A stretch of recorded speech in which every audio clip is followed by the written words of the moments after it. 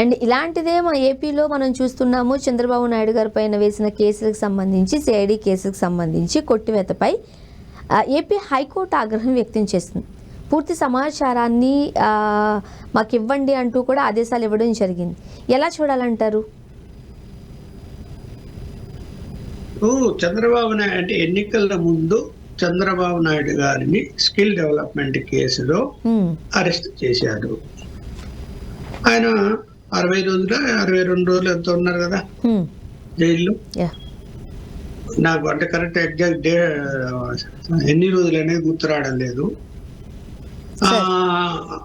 ఎన్ని రోజులైనా కానీ లోపల ఉన్నారు. లోపల ఉన్నప్పుడు బెయిల్కు ప్రయత్నాలు చేశారు, ముందు రాలేదు.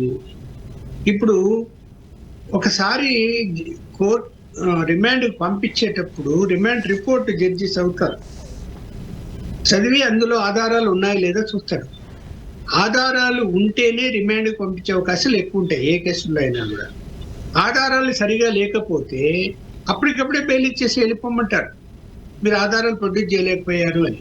మరి అప్పట్లో ఏం ఆధారాలు ప్రొడ్యూస్ చేయకపోతే అంత పెద్ద నాయకుడిని, మాజీ ముఖ్యమంత్రిని, ప్రజెంట్ ఎమ్మెల్యేని, ప్రతిపక్ష నాయకుడిగా ఉండే ఆయన్ను తీసుకెళ్లి జైలు పెడతారా? అంటే రిమాండ్ పంపిస్తారా జడ్జి గారు?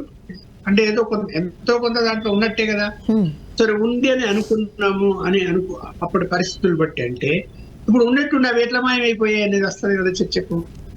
ఆధారాలు ఏమైపోయాయని ఇప్పుడు ఏం చెప్తున్నది ఇన్వెస్టిగేషన్ ఏజెన్సీ?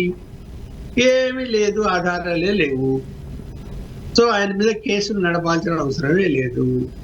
ఆయన మీద ఇంకా మరి కొంతమంది మీద కూడా, అంతమంది మీద ఏసీబీ కోర్టు అంటే కేసు మూసేసింది. మరి ఏం చెప్పాలి దానికి ఇక్కడ మరి దాని మీద అప్పుడు కేసు వేసిన సిఐడి మీద తప్పు పట్టాల్సిన అవసరం ఉంది అంటారా?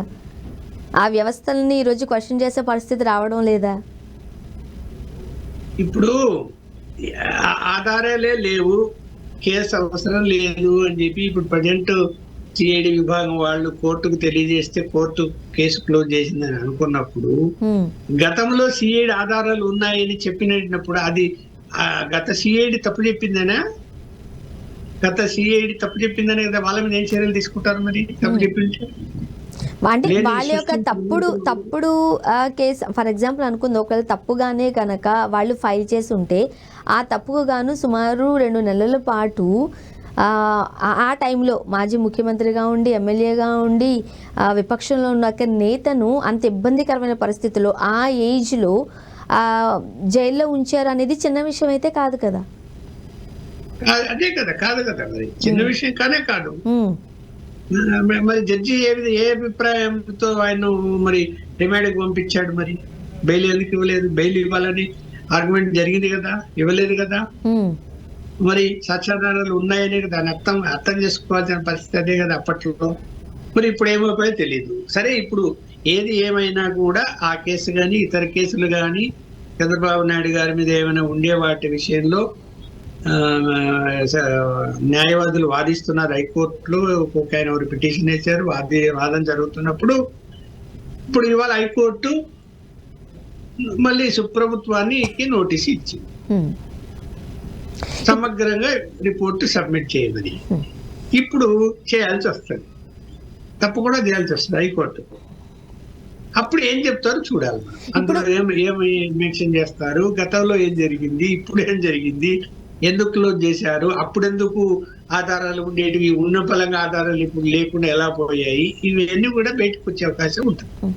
సరే, ఇప్పుడు రాజకీయంగా మనం మాట్లాడుకుంటున్నప్పుడు అధికారంలో ఉన్నప్పుడు ఇప్పుడు ఉల్టా అయింది. అప్పుడు జగన్మోహన్ రెడ్డి గారు ఉన్నారు, ఇప్పుడు చంద్రబాబు నాయుడు గారు ఉన్నారు. ఈ రాజకీయ విషయాలను కొద్దిసేపు మనం పక్కన పెట్టి చూసినట్లయితే, ఒకవేళ ఆ రోజు చంద్రబాబు నాయుడు గారి పైన తప్పుడు కేసులే కనుక పెట్టి ఉన్నట్లయితే, ఎగ్జాంపుల్ తీసుకుంటే, అంటే అధికారంలో జగన్మోహన్ రెడ్డి గారు ఉన్నప్పుడు అధికారంలో ఉన్నారు కాబట్టి ఎలాంటి వారిపైన అయినా ఎలాంటి తప్పుడు కేసులైనా నమోదు చేసి జైలుకు పంపించే వ్యవస్థలో ఉన్నామా? అదే పాయింట్ మనం ఉల్టాలో మాట్లాడితే, ఈరోజు చంద్రబాబు నాయుడు గారు అధికారంలో ఉన్నారు కాబట్టి ఎలాంటి బలమైన స్ట్రాంగ్ కేసెస్నైనా ఇట్లా అంటే ఒక్క 2 నిమిషాల్లో వానిష్ చేసేసిన విధంగా తుడిచిపెట్టేసుకోగలమా? మన వ్యవస్థలు అలానే ఉన్నాయా? ఏమంటారు మీరు? అలాగే ఉన్నాయి మా వ్యవస్థలు. ఇప్పుడు ఇక్కడ అడ్మినిస్ట్రేషన్ ఎలా ఉంటది, ముందు కింది లెవెల్ అధికారులు ఫైల్ మూవ్ చేస్తారు, హ్మ్.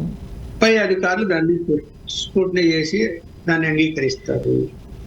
కొన్ని విషయాలు కన్సర్నింగ్ మినిస్టర్ పోతాయి, కొన్ని మళ్ళీ సీఎం ఆమోదానికి వెళ్తాయి, కొన్ని క్యాబినెట్కి వెళ్తాయి. ఈ మొత్తం వ్యవహారంలో ఏమైపోతుంది, ఏదైనా అందులో అనుకోని ఇది జరిగితే, అంటే అవినీతి అక్రమాలు జరిగితే ఇక్కడ బాధ్యులు ఎవరు అనేది వచ్చినప్పుడు, ఒకవేళ కింది స్థాయి అధికారి నుంచి డైరెక్ట్ గా మంత్రి ముఖ్యమంత్రి వరకు వెళ్ళి ఉంటే అందులో బాధ్యత అందరూ వహించాల్సి వస్తుంది.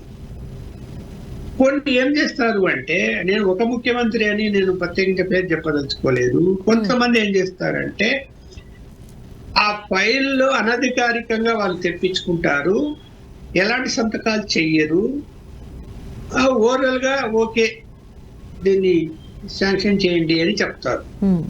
చెప్పినప్పుడు ఆఫీసర్లు ఏం చేస్తారు, ఆ ముఖ్యమంత్రి గారు నోటీస్ తీసుకొచ్చాము, అది చేయమన్నారు, మనం చేస్తామని చేస్తారు. తర్వాత వాళ్ళు ఇరుక్కుంటారు. ఇష్యూ బయటకు వస్తే కనుక, అంటే ఏదైనా బయటకు వస్తే వాళ్ళు ఇరుక్కుపోతారు. అలా ఇరుక్కుపోయిన ఆఫీసర్లు చాలా మంది చూసాం కదా మనం. ఈ ఆఫీసర్లు, అరే ఇది కన్సర్నింగ్ మినిస్టర్కి వెళ్ళినప్పుడు మినిస్టర్ దాని మీద యాక్సెప్ట్ చేయలేదా అన్నది ఉండాలి, సంతకం ఉండాలి. ముఖ్యమంత్రి పోతే యాక్సెప్ట్ చేశారా లేదని ఉండాలి, సంతకం ఉండాలి. అవన్నీ లేకుండా మనం చేస్తే రేపు మనకేమైనా ఇబ్బంది వస్తుంది, ఎందుకు ఆలోచించడం వీళ్ళు కూడా అంటే ఆ అవినీతిలో వాళ్ళు కూడా భాగస్వాములే. ఇప్పుడు చూద్దాం, ఇప్పుడు ఎందుకు బయటకు ఎవరు తెలుస్తుంది, మనం చేసేద్దాము అని చేయాలి.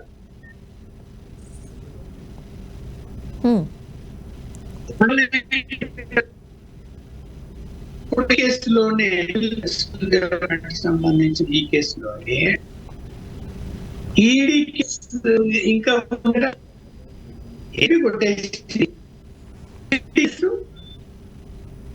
ఈడీ కేసు ఉంది, దాని మీద ఇంకా వాళ్ళు ఇంకా విచారణ చేస్తున్నారు. ఈడీ కేసు ఎలా వచ్చింది అంటే మనీ లాండరింగ్ జరిగింది. ఈడీ వాళ్ళు ఎంటర్ అయితే దాని మనీ లాండరింగ్ అన్నిట్లో ఎంటర్ కారు వాళ్ళు. మనీ లాండరింగ్ అంటే ఏంటి, ఇక్కడ నుంచి ఈ దేశం నుంచి ఇంకో దేశానికి మనీ పోయింది, అక్కడి నుంచి మళ్ళీ తిరిగి వచ్చింది కొన్ని కంపెనీలకు, బేనామీ కంపెనీలకు, ఆ కంపెనీల నుంచి డ్రా చేసుకుంటారు. ఇది మనీ లాండరింగ్ సిస్టమ్.